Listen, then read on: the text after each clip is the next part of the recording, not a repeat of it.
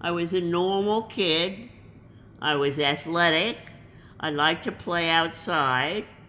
And my mother had the idea that I would go outside and play ball with the boys because there weren't that many girls, and there were no girls besides me who could fit in with boys.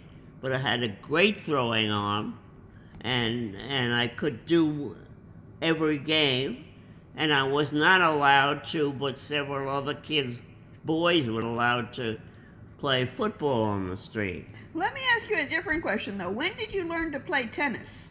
I learned to play tennis at camp, and I really took to it.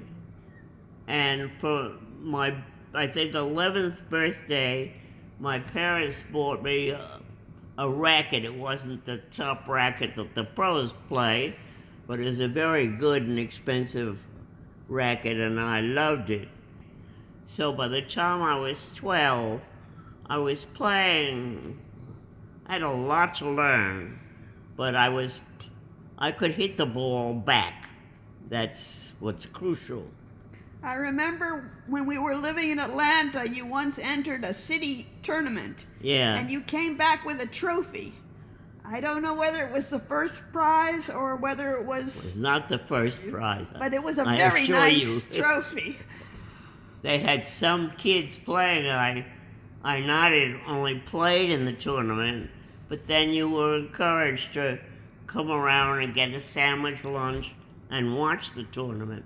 I saw quite a bit of it, and most of the players were much better than I was. I had a couple of lucky breaks.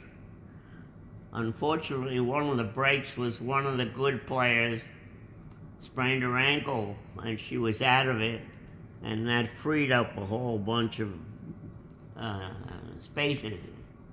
But that was nice, a nice tournament. Southern young girls acting like Southern ladies. But I started to say, I enjoy coaching little children, not 3 years old, but 8 or 9 years old, because they're able to understand and execute the shot. And it gave me more pleasure to get a little kid excited about tennis and excited about hitting the ball right, and that was very satisfying. It's altogether a very nice game. I'm addressing this to two people who don't understand the pleasures of athleticism. Well, you certainly did your best to get us to play tennis. I remember every summer we would go to Roxborough Valley, and you would push me out onto the tennis court and hit balls at me, and I would stand there kind of watching them pass. Well, the person that it worked on best of all was Pascal, who had to be beaten with a whip to get him out on the court, and on the court, tennis court. And then when he got to England, he never mentioned that he was playing tennis, and all of a sudden he tells me and David that he is a member of the board of the fanciest tennis club in England, maybe the second fanciest. And then he came to this country, and he played like a professional.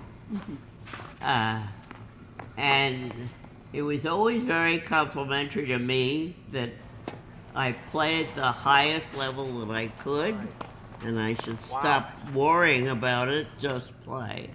And he was a good coach to me, too. And he never raised his voice. And I wasn't easy to coach, I don't think, in many respects. So he's altogether a very nice man. He really is.